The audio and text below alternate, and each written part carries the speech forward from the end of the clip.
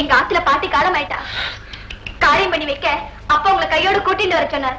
ஓஹோ, அன்னைக்கு உங்க அப்பாவுக்கு கலெக்டர் முக்கியமா போச்சு, இன்னைக்கு மட்டும் ராமசாஸ்திரிகள் முக்கியமா இருக்கும். அப்படி எல்லாம் சொல்லாதீங்க மாமா. நான் இன்னைக்கோ புரோகிதத்தை விட்டுட்டேனே. சொல்லண்டி விஷாலா, சாஸ்திரிகள் யாருமே பக்கத்துல கிடைக்கல மாமா. அப்போ நான் தான் கிடைச்சனா? உங்க அப்பா தான் இன்னமும் தாசில்தாராவே இருந்து இருக்கார். ஆனா ராமசாஸ்திரிகள் இப்போ சாஸ்திரியா இல்ல. போய் சொல்லு வரேன்.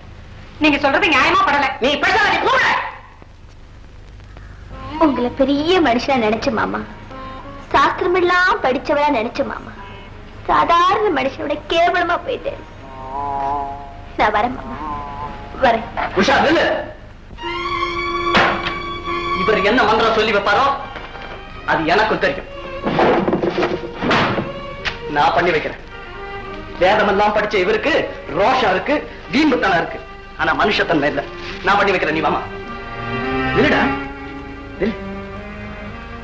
சித்தாஸ்கோப் மட்டும்தான் தூக்குவேன்னு சொல்லாம கற்பக்கட்டையும் தூக்குவேன்னு சொன்ன பாரு, அதுவே எனக்கு போதும்டா. என் புத்திய சோட்டால் அடிச்ச மாதிரி இருந்தது. சாவை தடுக்கிறவருக்கு தாண்டா நீ இருக்க. மேல அனுப்பி வைக்கிறதுனா இருக்கேன். கொண்டா தப்பே வா.